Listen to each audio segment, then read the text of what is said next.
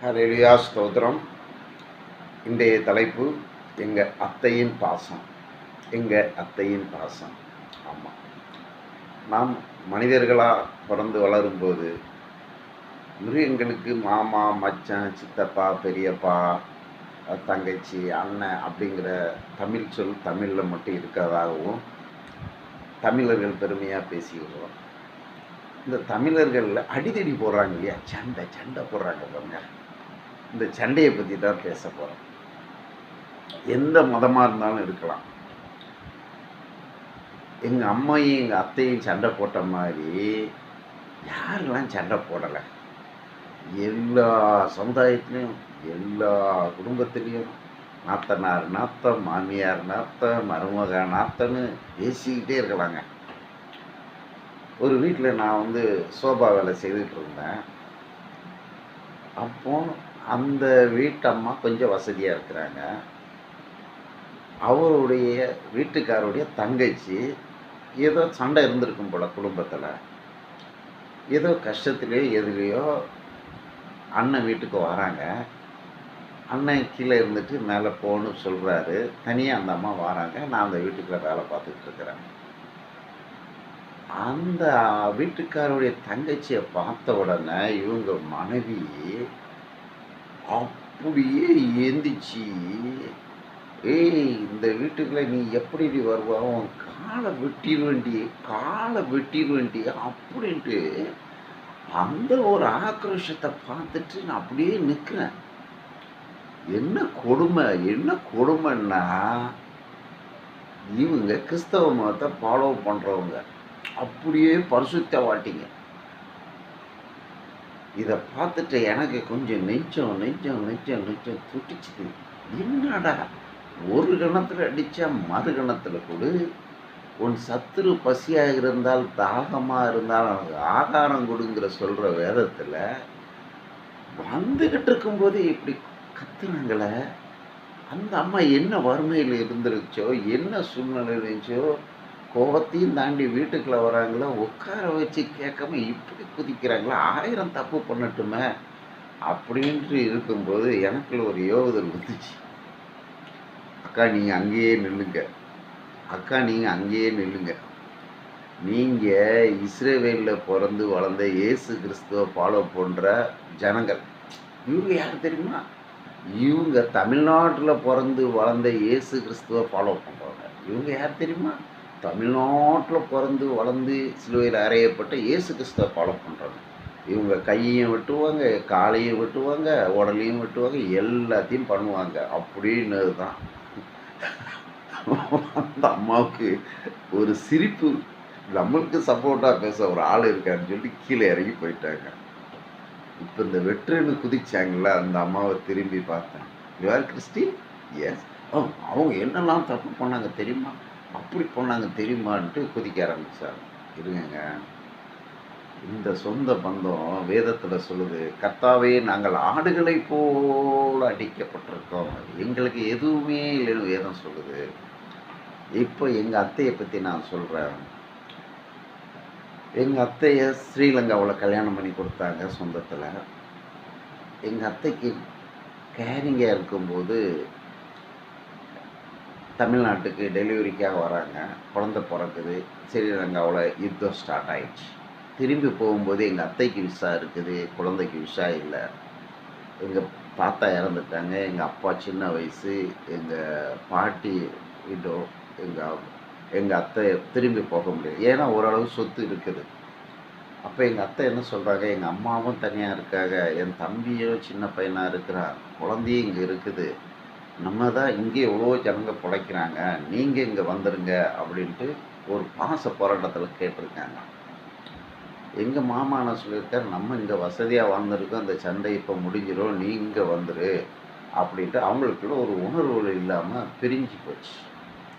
அதுக்கப்புறம் எங்கள் அம்மாவை கல்யாணம் பண்ணிருக்க, எங்கள் அப்பாவுக்கு வயசுக்கு பிறகு கல்யாணம் பண்ணி எங்கள் அத்தை தியாகம் பண்ணுறாங்க. கல்யாணம் பிறகு எங்கள் அம்மாவை எங்கள் அத்தையும் சண்டையை போட்டு எங்கள் அத்தையை பற்றி குறைய சொன்னது தான் எங்கள் கண்ணுக்கு தெரியும். ஆனால் எங்கள் அத்தைக்கிட்ட ஒரு நிறைவை பார்த்தேன். இது என்ன நிறைவு தெரியுங்களா? நாங்கள் பள்ளிக்கூடம் முடித்து வரும்போது தூரத்துலேருந்து எங்களை பார்த்துட்டு மண்ணில் தன்னுடைய சுருக்கு பையை ஓப்பன் பண்ணி 10 காசு 5 காசை தரையில் போடுவாங்க. அதை நாங்கள் பார்க்குறோமான்னு தூரம் நின்று பார்ப்பாங்க. அதை பார்த்ததுக்கு பிறகு அவங்க தூரமாக போயிடுவாங்க. நாங்கள் போய் அந்த காசை எடுப்போம் சாக்லேட் வாங்கி சாப்பிட்றதுக்கு. அது சாக்லேட் இல்லைங்க, எங்கள் அத்தையோட பாசம். அது காசு இல்லைங்க, எங்கள் அத்தையோட பாச உயிர், என் தம்பி பிள்ளைங்கிற உசுறு. அந்த உசுரை துடிச்சு அதை சொல்லும்போதே ஒரு பாசம். அதில் காசு எங்கள் அத்தைய பாசத்தை பார்த்தோம்.